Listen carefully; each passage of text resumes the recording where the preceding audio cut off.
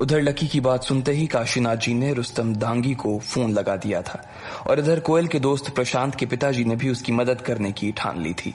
प्रशांत के पिता जयेश ने कोयल की मदद करने के लिए इसलिए हाँ कर दी थी क्योंकि Delhi trade and merchant union के अध्यक्ष चेतन मित्तल उनके स्कूल के खास दोस्त थे। अगर चेतन मित्तल ने इस मामले में क्रांति रायजादा को फोन भी कर दिया तो कोयल की सारी मुश्किल एक बार में ही हल हो जाती। इस वक्त चेतन मित्तल अपनी कंपनी में किसी विदेशी क्लाइंट के साथ एक डील साइन करने में जुटे हुए थे। इस क्लाइंट से न सिर्फ चेतन मित्तल की कंपनी को बल्कि दिल्ली के हर छोटे बड़े व्यापारी को ढेर सारा फायदा होने वाला था। पूरा सौदा लगभग 1500 करोड़ रुपए का था। जब ये मीटिंग चल रही थी तभी चेतन मित्तल के कॉन्फ्रेंस रूम का दरवाजा खुला और उनका सेक्रेटरी हॉल के अंदर आ गया। इस तरह से अपने सेक्रेटरी को बीच में घुसते देखकर चेतन मित्तल को बहुत गुस्सा आ रहा था। उसके आने की वजह से बाकी लोग भी परेशान हो रहे थे। उनकी नजर में ये बहुत बुरा व्यवहार था। सेक्रेटरी भी इस बात को अगर आपको ये वीडियो अच्छी लगी तो लाइक, सब्सक्राइब और शेयर करें। कमेंट करके बताएं वीडियो कैसी लगी। अच्छी तरह से जानता था, मगर फिर भी उसके पास अंदर आने के अलावा कोई चारा नहीं था। सर, एक बात करनी थी आपसे, सेक्रेटरी ने धीरे से चेतन मित्तल के पास आते हुए कहा। उसने भी हाँ में गर्दन हिला दी। इसके बाद सेक्रेटरी उसके करीब आया और उसके कानों में कुछ कहने लगा। जैसे ही चेतन मित्तल ने अपने सेक्रेटरी की बात सुनी, उसके चेहरे का रंग बदल गया और वो अपनी कुर्सी से खड़ा होकर बोला, मुझे माफ करना साथियों, लेकिन मुझे अभी किसी बहुत ही जरूरी काम के लिए यहाँ से निकलना पड़ेगा। हम इस डील के बारे में बाद में बात करेंगे। मैं जानता हूं कि इस तरह की मीटिंग को बीच में छोड़कर जाना ठीक नहीं है, लेकिन आप लोग मुझे आज माफ कर देना प्लीज। इतना कहकर चेतन अपनी कुर्सी पर से उठा और दरवाजे से बाहर निकलने लगा। तब तक दूसरे पक्ष के अनुवादक ने उन अंग्रेजों को चेतन की बात समझा दी, जिस पर उन्होंने जवाब में कहा, चेतन जी, अगर आप इस तरह से डील के नेगोशिएशन में बीच में उठकर चले जाएंगे तो फिर आगे इस बारे में आपसे कोई बात नहीं करना चाहेगा। चेतन ने पलटकर देखा तो पाया कि उनका लीडर चेतन के इस व्यवहार से बहुत ही नाराज हो गया था। देखिए, आपका कहना बिल्कुल ठीक है, लेकिन फिर भी इस वक्त मुझे जाना पड़ेगा।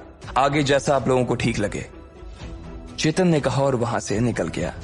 उसके सेक्रेटरी ने उसके कान में ये कहा था कि अभी अभी रुस्तम डांगी का फोन आया था और उसने लायन ग्रुप और कोयल ग्रुप के बीच जो विवाद था उसे सुलझाने के लिए चेतन मित्तल को याद किया था। चेतन मित्तल के लिए 1500 करोड़ रुपए से ज्यादा रुस्तम डांगी का फोन था।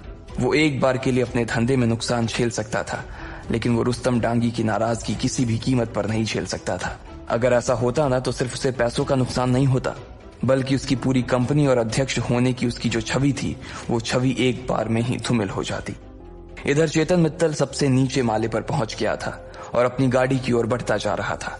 उसका सेक्रेटरी भी उसके पीछे पीछे ही आ रहा था। ठीक इसी वक्त प्रशांत के पिता जयेश भी चेतन के दफ्तर में पहुंच चुके थे।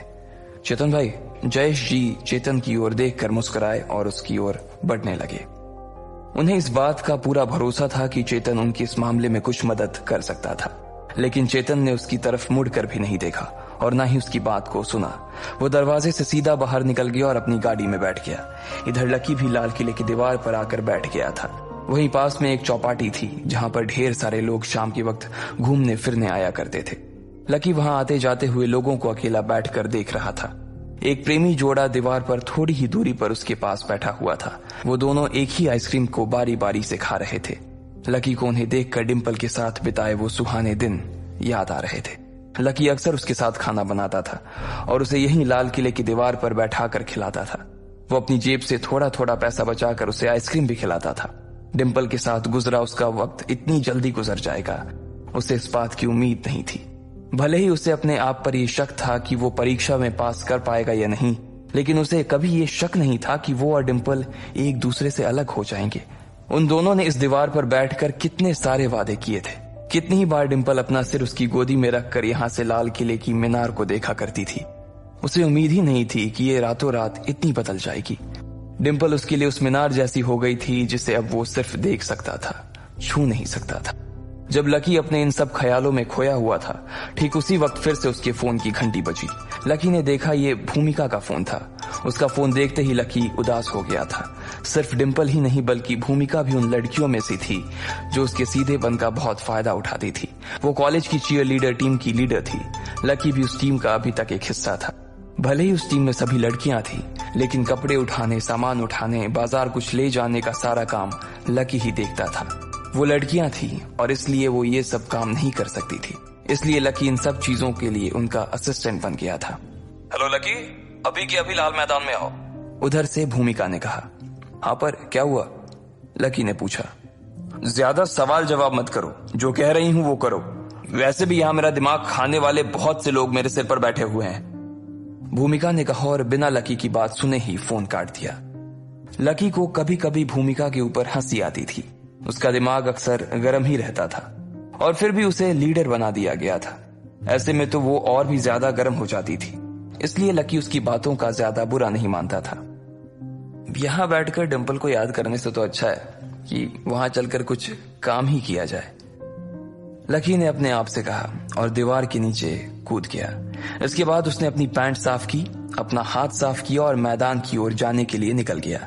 थोड़ी ही देर बाद लकी मैदान में पहुंच चुका था और उसने देखा कि मैदान में अभी 5-6 सुंदर लड़कियां खड़ी थी। लकी, पहले तो तुम इधर आओ, तुम आज इतने स्लो मोशन में क्यों चल रहे हो, भूमिका ने लकी को अपने पास बुलाते हुए कहा। वो एक लंबे से कद की लड़की थी जिसका चेहरा लंबा और आंखें थोड़ी सी डरावनी थी। हर वक्त उसका दिमाग गर्म होने की वजह से उसकी भौहें हमेशा तनी हुई रहती थी। इससे पहले कि लकी कोई जवाब दे पाता, भूमिका ने अपनी जेब से 100 रुपए का नोट निकाला और बोली, जाओ और मेरी सभी साथियों के लिए पानी का बॉटल लेके आओ। अरे यार, ये तो तुम मुझे फोन पे भी बता सकती थी ना, अगर तुम पहले ही बोल देती तो मैं पहले ही लेकर आ जाता। अब फिर से इतना चाहो, लकी ने कहा। अच्छा, तो तुम अब लीडर को सामने से जवाब दोगे? 2 कदम और चलने से ना तुम घिस नहीं जाओगे लकी महाराज, और तुमसे अगर नहीं होता ना तो बोल दो, मैं खुद ही जाकर ले आऊंगी।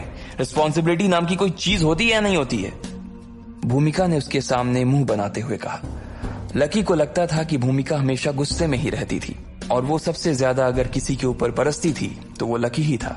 हालांकि लकी को कभी उसके गुस्से से डर नहीं लगता था, वो तो उसके काम के लिए सिर्फ इसलिए हाँ कर देता ताकि उसकी वजह से भूमिका का गुस्सा और ना बढ़ जाए। अगर वो इसी तरह से गुस्सा करती रहती तो एक दिन उसे ब्लड प्रेशर की बीमारी हो जाने का खतरा पक्का था। नहीं ठीक है, मैं ही जाकर ले आता हूं, पर ये आखिरी बार है, अगली बार से ना मैं नहीं। इससे पहले कि लकी आगे कुछ बोल पाता, भूमिका ने अपनी आंखों को उसे डराने के लिए बड़ा कर लिया था। उसकी आंखें देखकर लकी को मन ही मन हंसी आ रही थी और इससे पहले कि वो उसके सामने हंसता, वो वहां से निकल गया। थोड़ी देर बाद लकी वापस आ गया और उसने 5 बॉटल लाकर टेबल पर रख दी। सभी लड़कियां टेबल के पास आ गई और पानी पीने लगी। इसके बाद भूमिका और बाकी सभी लड़कियां बास्केटबॉल के कोर्ट पर प्रैक्टिस करने के लिए चली गई थीं। लकी वहीं स्टैंड्स में बैठकर उन्हें देख रहा था।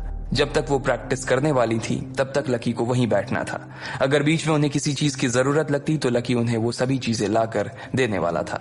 जब लकी बैठकर उनकी प्रैक्टिस देख रहा था तभी उसे अपने पास से एक आवाज आई, तुम भी वहां जाकर उनके साथ क्यों नहीं खेलते? लकी ने घूम कर देखा तो उसके होश उड़ गए। उसके पास एक लड़की आकर बैठ गई थी। उसके बाल बहुत खूबसूरत थे और उसका चेहरा गोल था। उसकी आंखें भूरी रंग की थी। हेलो, लकी ने उसकी ओर देखा और मुस्कुराते हुए कहा। इससे पहले कि लकी इसके आगे कुछ कह पाता, उसने देखा कि लड़की के बगल में एक और लड़का आकर बैठ गया था जिसने बास्केटबॉल खेलने के लिए पहने जाने वाले कपड़े पहन रखे थे।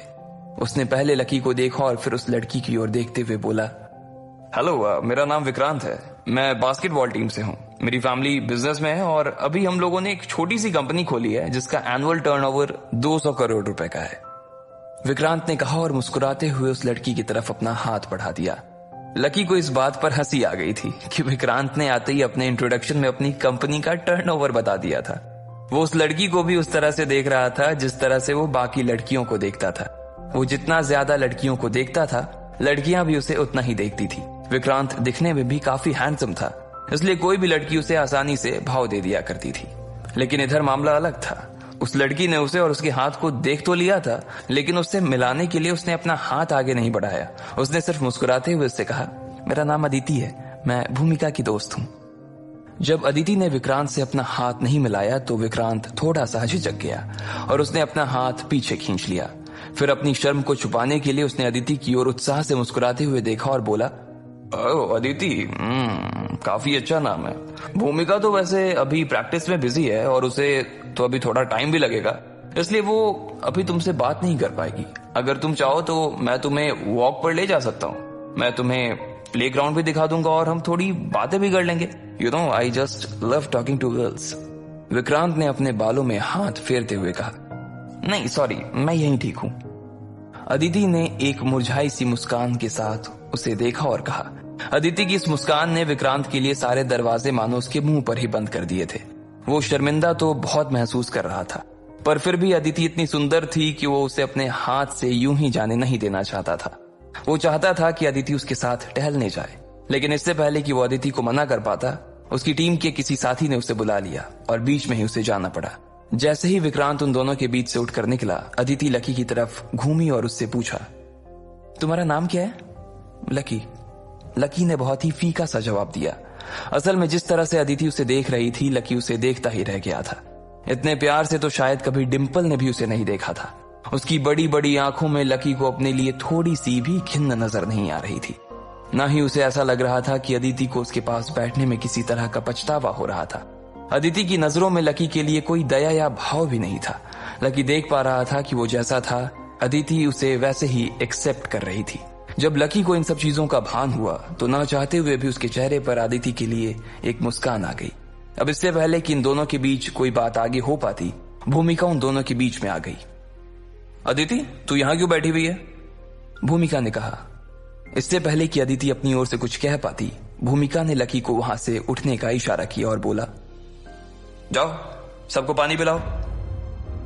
लकी को उसकी बात का बुरा तो लगा, लेकिन क्योंकि अदिति वहां बैठी थी इसलिए उसने पलटकर कोई जवाब नहीं दिया और वहां से चला गया।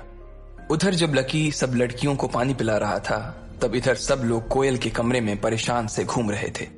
कोयल ने देखा कि सूरज ढलने लगा था और जल्द ही रात होने वाली थी। उसे लग रहा था कि मोहित रायजादा कभी भी उसे लेने के लिए उसके आदमी वहां भेज सकता था। बाकी लोगों को भी यही डर सता रहा था।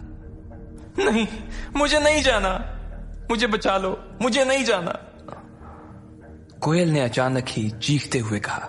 सब लोगों ने उसे देखा और दौड़कर उसके पास आकर बैठ गए। तू चिंता मत कर कोयल, कोई ना कोई रास्ता निकल आएगा, रोशनी ने कहा। हालांकि उसे भी यही लग रहा था कि कोयल के पास जाने के अलावा और कोई रास्ता नहीं था। सब लोग फोन कर करके हिम्मत हार गए थे। किसी के पास अब कोई कांटेक्ट नहीं बचा था कि अचानक कोयल के फोन पर उसके पिताजी का फोन आया। कोयल ने फोन उठाया। उधर से उसके पिताजी ने ना जाने क्या कहा, जिस पर कोयल बोली, व्हाट? इतना कहते ही उसका मुंह खुला का खुला रह गया था। आखिर ऐसा क्या कहा था उसके पिताजी ने? क्या उसका मैटर सॉल्व हो गया था या फिर मोहित के आदमी उसे लेने के लिए आ रहे थे? आपको क्या लगता है, क्या होंगे इन सभी सवालों के जवाब? कमेंट बॉक्स में कमेंट करके जरूर बताएं और सभी सवालों के जवाब को जानने के लिए सुनते रहिए इंस्टा मिलीनियर सिर्फ। अगर आपको ये वीडियो अच्छी लगी तो लाइक, सब्सक्राइब और शेयर करें। कमेंट करके बताएं वीडियो कैसी लगी।